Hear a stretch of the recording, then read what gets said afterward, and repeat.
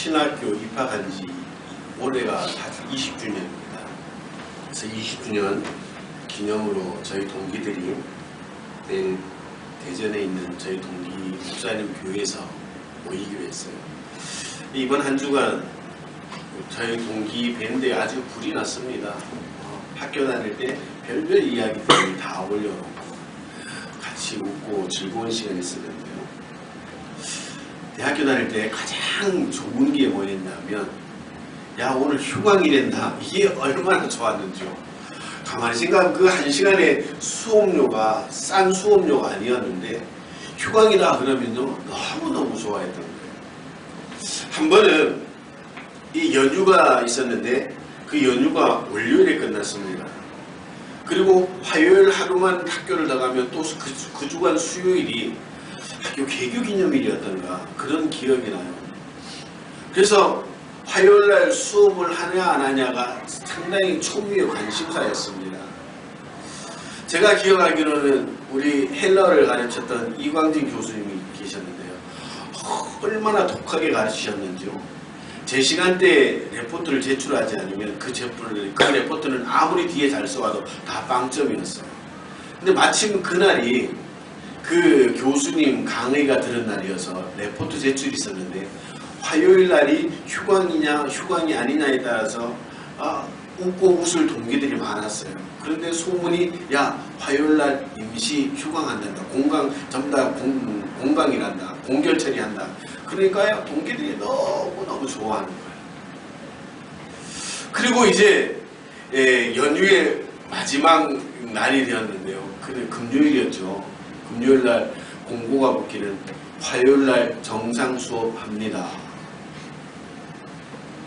레포트 안 한 그 친구들은요 난리가 난 거예요. 사실 신학생들은요 금요일 오후부터 주일까지는요 책을 사실 살펴볼 시간이 없습니다. 정말 너무너무 힘들게 어렵게 그렇게 했던 기억이 있었던 그 이야기를 했던 기억이 있는데요. 휴강을 예상하고 과제물을 준비하지 않았던 학생들은 정말 너무너무 힘들었습니다. 오늘 본문에 데살로니가 교인 사이에 이미 예수님이 재림하셨다라고 하는 거짓 소문이 돌았습니다. 영감을 받았다는 사람들이 말을 했을 때 그 말들을 쉽게 받아들였다는 거죠. 저는 이 이야기를 보면서 그런 생각을 하게 됩니다. 오늘 믿음의 사람인 저와 여러분들이 말을 조심해야 될 필요가 있다. 오늘 내 말 한마디 때문에 여러 사람들이 인생이 바뀔 수가 있다는 것이죠. 그래서 말을 조심해야겠다 그 생각을 들었어요. 오늘 이 데살로니가 교회에 특별히 영감을 받았다라고 하는 사람들이 예수님이 재림했다라고 이야기를 하니까 많은 성도들이 그 사실을 믿게 되었다라고 하는 것이죠. 어떤 사람들은 바울이 그 내용을 말했다라고 이야기를 하면서 바울의 이름이 쓰여진 편지도 보여주기도 했습니다. 데살로니가 교회는 시끄러워졌습니다. 이런 상황에서 데살로니가 교회에 세 부류의 사람들이 생겨났는데요. 첫 번째는 예수님을 더 빨리 만날 수 있다고 믿는 사람들이었습니다. 예수님의 재림이 임박했다고 믿었기 때문에 일상생활은 관심 밖의 일이 되었습니다. 오늘 본문에 보니까요, 바울은 이런 사람들을 멀리하라고 분명하게 말씀하고 있습니다. 신도이지만 성도이지만 마땅히 해야 할 일을 하지 않는 사람들을 멀리하라는 것이죠. 여러분들 오늘 우리에게 준 이 한낮의 시간이 하나님이 주신 가장 큰 선물이라는 사실을 믿으시길 바랍니다. 그래서 내가 오늘 할 수 있는 일에 최선을 다하는 것, 그것이 하나님의 은혜고 하나님이 우리에게 향하신 뜻이라는 사실을 믿으시길 바랍니다. 예수님이 오늘 오신다고 할지라도 오늘 내가 해야 할 일은 하는 것이, 그것이 바로 건강한 성도의 삶이라는 것입니다. 오늘 사도 바울은 이렇게 건강하지 못한 성도들을 멀리하라고 그렇게 권면을 하고 있는 겁니다. 다시 한번 이야기하겠지만 여러분들은 어떻습니까? 예수님이 오신다. 이 말을 들을 때 여러분들은 어떻게 사시겠습니까? 스피노자의 유명한 말이 있죠. 내일 지구의 멸망이어도 나는 오늘 한 그루의 사과나무를 심겠다. 오늘 성도의 삶이 이래야 된다는 것이죠. 두 번째는요. 데살로니가 교회 가운데 그래도 와야지 오는 거지 라는 생각, 재림이 언제 올지 몰라서 해이하게 사는 사람들이 있었다라고 하는 것이죠. 질서 없이 사는 삶으로 묘사된 그들의 생활은 긴장을 풀고 절제하지 않는 삶을 살게 되었다. 자기 의지대로, 자기 뜻대로, 내가 원하는 대로 그렇게 살아갔다는 것이죠. 성도로서 마땅히 절제해야 될 일들을 절제하지 못하고 그렇게 살아갔다는 것이죠. 세 번째로는 사도들의 전통을 무시한 사람들이 있었다라고 이야기를 합니다. 초대교회, 특별히 이 초대교회는 예수님을 가까이에서 목격한 사도들, 그래서 예수님의 가르침을 제대로 전해줄 통로와 같은 사람들이 사도였습니다. 근데 그 사도의 가르침을 배제하고 다른 것을 전한다면 순수한 기독교가 될 수가 없었던 겁니다. 그런데 데살로니가 교회 성도들 가운데는 그런 사람들이 있었다는 것이죠. 바울이 쓰지도 않은 그 편지를 내어놓고 바울의 편지라고 이야기를 하고, 정말 예수님의 가르침과는 동떨어진 그런 가르침에 주목한 그런 사람들이 있었다라고 하는 것입니다. 오늘날 이 교회도 마찬가지입니다. 이 땅의 교회에도 믿음이 좋은 분들이 많지요. 그런데 이 시한부 종말론은요, 이런 믿음에 열정 있는 사람들을 노린다는 것이죠. 여러분들, 이단은요 절대 믿음 약한 사람들을 건들지는 않습니다. 요즘 우리가 사회적으로 문제되고 있는 신천지도 보세요. 그 사람들은요 기존의 교인들을 상대로 포교 활동을 하는 겁니다. 왜 믿지 않는 사람들에게 관심이 없고 왜 믿는 사람들, 믿음 좋은 사람들을 탐을 낼까? 여러분들, 사탄들은요 믿음 없는 사람들은 신경 쓰지도 않습니다. 어차피 망해가는 인생이기 때문에.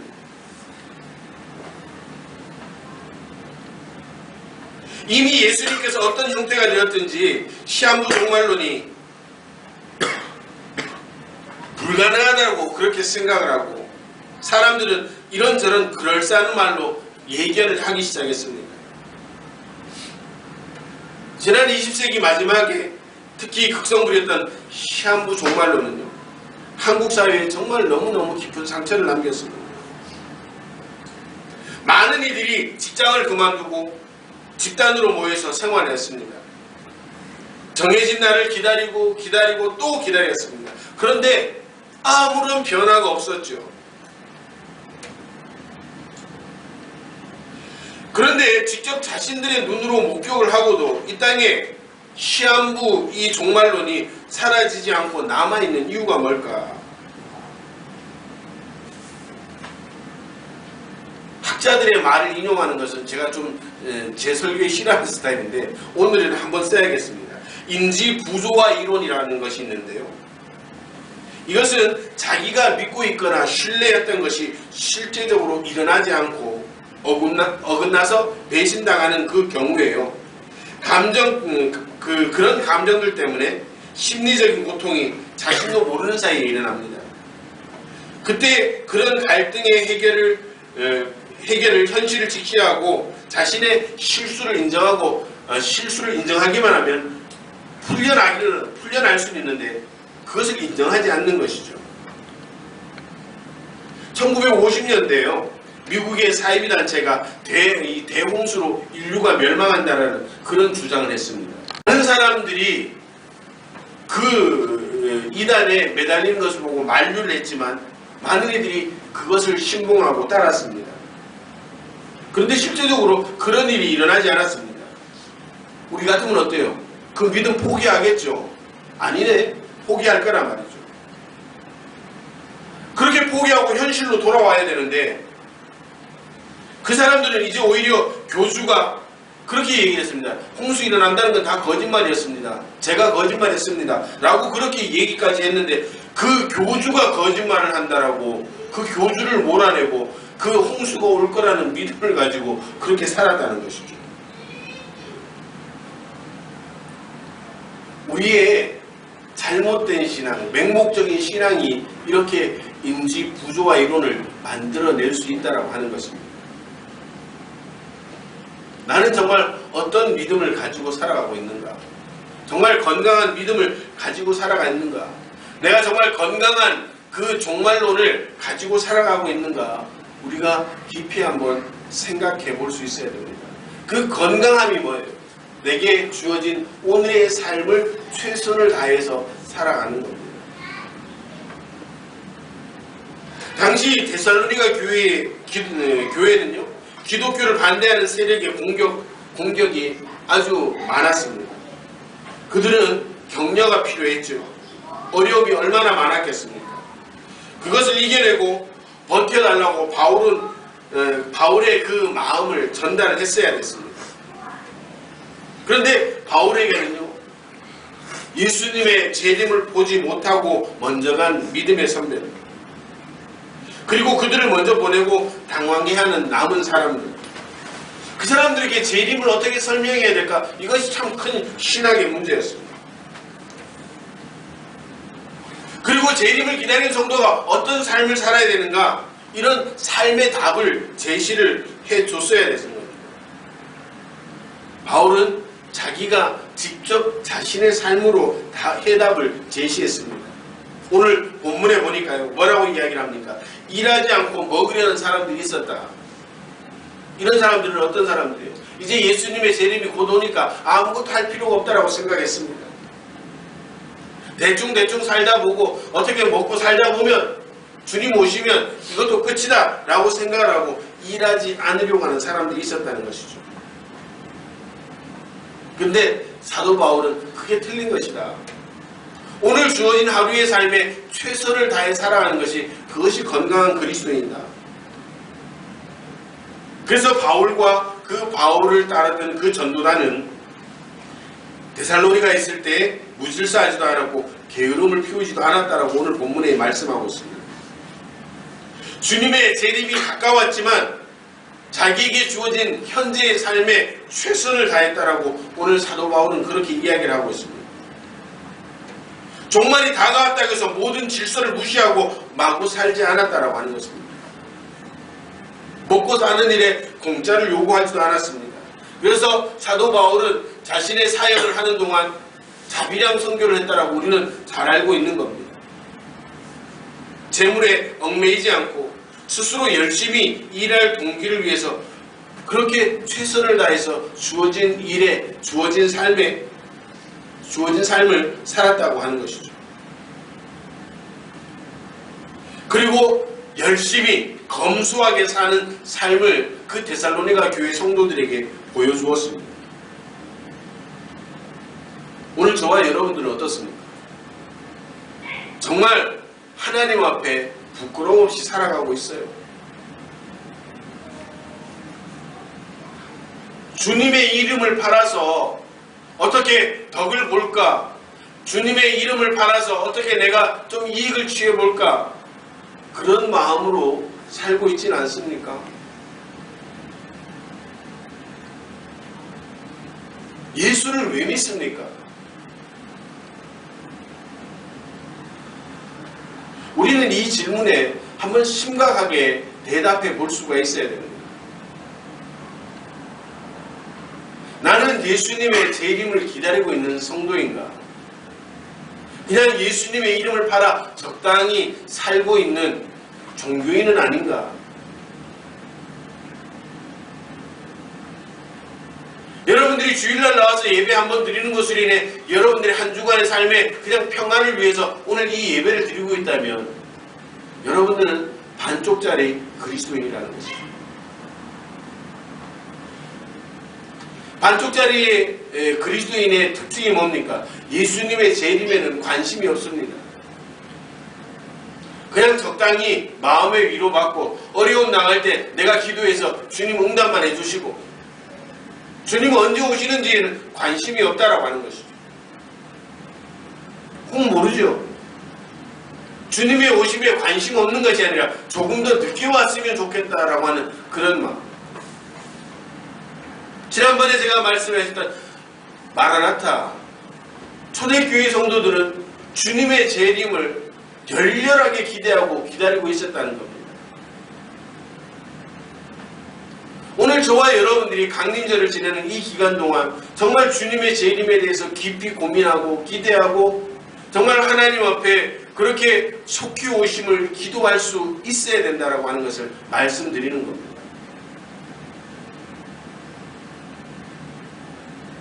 가볍게 믿는 것, 적당히 믿는 것.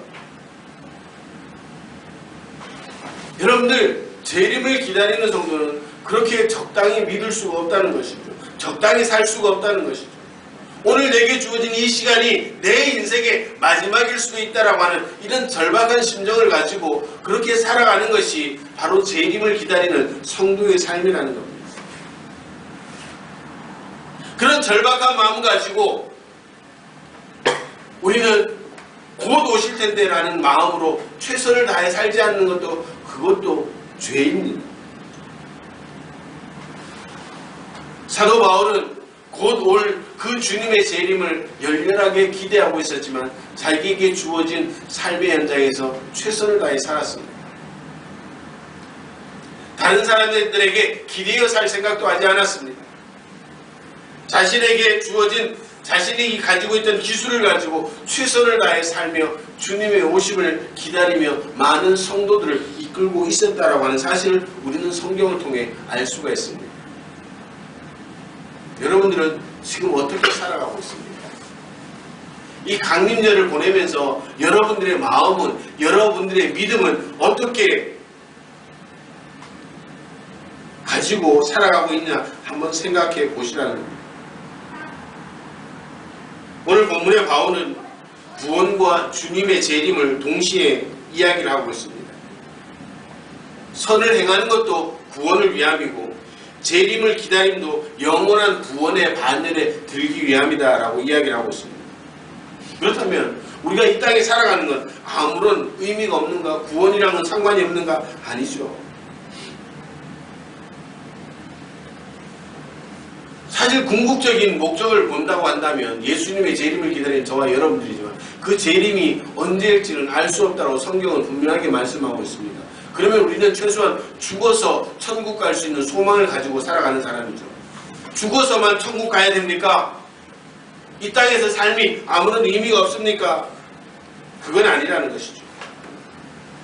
죽음 이전의 구원도 우리가 마땅히 추구해야 될 신앙의 단계입니다. 우리가 구원이 필요하다라고 하는 이 말은 내 지금의 삶이 타락해 있다라고 하는 그런 의미라고 하는 것이죠. 하나님께서 우리를 만드셨던 그 원래의 모습에서 이탈해 있다라고 하는 것입니다. 이 사실을 안다면 오늘도 우리는 그냥 하루를 지내는 것이 아니라 정말 주님 앞에 절박한 심정으로 나를 구원해 주세요. 내 삶에서 나를 구원해 주시고 내 이 생활에서 나를 구원해 주셔서 오늘 이 땅에서 내가 천국의 삶을 살아갈 수 있는 하나님의 백성 되게 해주세요. 그렇게 기도할 수 있고 또 그렇게 살아가야 되는 겁니다. 성도는 재림을 기다리며 살아가는 사람들입니다. 그 재림은 언제 어느 때일지 모른다. 그래서 준비하고 있으라 성경에 누누이 말씀하고 있습니다. 오늘 여러분들은 그 재림을 기다리며 어떻게 살아가고 있습니까? 재림만 바라보고 여러분들의 주어진 삶의 형편을 돌아보고 있진 않습니까? 아니면 재림과 상관없고 오늘 내게 주어진 이 삶의 현장에서만 최선을 다하고 재림과 상관없는 삶을 살아가고 있진 않습니까?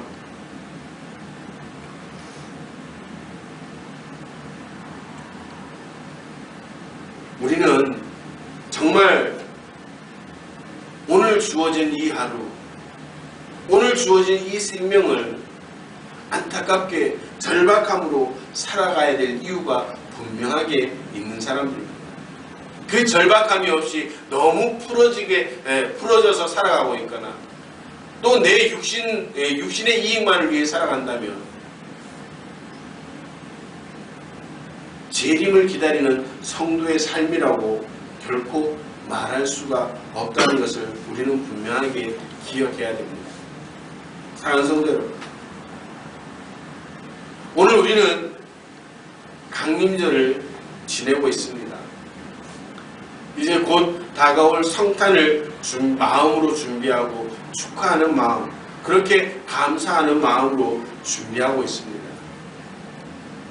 그 마음이 우리의 삶으로 나타내야 된다는 사실을 오늘 사도 바울을 통해서 말씀하고 있습니다. 주님의 재림이 더딜지 속히 올지 그것은 아무도 모릅니다. 그러나 분명한 것은 우리는 그 재림을 준비하며 기다리는 성도라는 사실을 잊어서는 안 된다는 것을 분명하게 말씀하고 있는 겁니다. 여러분들에게 재림은 어떤 의미가 있습니까? 기다림이라는 것은 어떤 의미를 가지고 여러분들의 삶의 자리에 서 있습니까? 오늘 내가 믿음이 있다는 것, 내가 하나님을 믿고 예수님을 믿는다는 것, 그것은 분명하게 재림을 기다리는 성도라고 고백하는 겁니다. 그렇게 재림을 기다리고 있다면 오늘 우리의 삶은 분명해야 된다고 오늘 사도 바울이 이야기를 하고 있는 겁니다. 사도 바울은 스스로 모범을 보였다라고 오늘 본문 7절에 분명하게 말씀하고 있습니다. 바울이 오늘 보여준 삶은 최선을 다해 하루하루를 살았다는 것입니다. 게으르지 않았다는 것입니다. 그러나 이 세상의 삶에 매여서 그렇게 하늘을 바라보지 못한 삶이 아니었다라고 그렇게 고백을 하고 있는 겁니다. 오늘 기다리는 저와 여러분들이 이 세상 삶 속에 매여 주님이 오실 날을 기대하지 못하고 하루하루 허덕이고 산다면 그것처럼 불쌍한 그리스도인이 없다라는 것을 사도 바울이 이야기를 하는 겁니다. 조금 부족하다고 할지라도, 조금 없다고 할지라도, 그러나 절박한 마음을 가지고 주어진 하루에 최선을 다하며 그 최선을 다하는 삶 속에 하늘을 바라보며 주님 오실 그날을 기대할 수 있는 것, 그것이 바로 성도들의 특권이라는 사실을 기억하시기 바랍니다. 이렇게 최선을 다해 살아가는 성도들을 하나님께서 위로하여 주시고 부족한 것들 채워주시는 줄로 믿으시기 바랍니다. 저는 우리 행복한 교회가 그런 교회가 되었으면 좋겠습니다. 초대교회와 같이 마라나타, 주님의 재림을 저는 기다립니다. 그 기다리는 삶 때문에 오늘 내가 하루를 살아야 될 이유를 찾았고, 그 기다리는 마음 때문에 오늘 주어진 삶에 내가 최선을 다해 살아가고 있습니다. 주님 어서 오시옵소서. 그렇게 기다리는 저와 여러분들에게 주님의 재림은 속히 임하게 될 것이고, 또 속히 임하지 않는다고 할지라도 내게 주어진 하루하루의 삶의 최선을 다해 살다가 보면 하나님께서 주시는 하늘의 신령한 복과 땅의 기름진 복들을 누리며 살 수 있는 그런 복된 인생들이 된다는 사실을 기억하시길 바랍니다. 사랑하는 성도 여러분, 저와 여러분들은 기다리는 사람들입니다. 주님을 기다리는데 어떻게 기다려야 될까?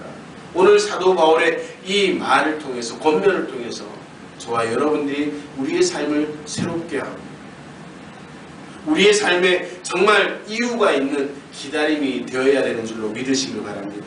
우리 사랑하는 모든 성도들이, 우리 행복한 교회가 건강한 신앙, 건강한 재림의 신앙을 가지고 살아갈 수가 있어서 주님 오시는 날 부끄러움 없는 모습, 또 우리가 이 땅에 살아가면서 서로에게 의지가 되고 격려가 되고 위로가 될 수 있는 그런 아름다운 신앙 공동체를 만들어갈 수 있는 주님의 재림을 기다리는 믿음의 공동체, 믿음의 성도들이 되시기를 주님의 이름으로 축원합니다. 기도하시겠습니다.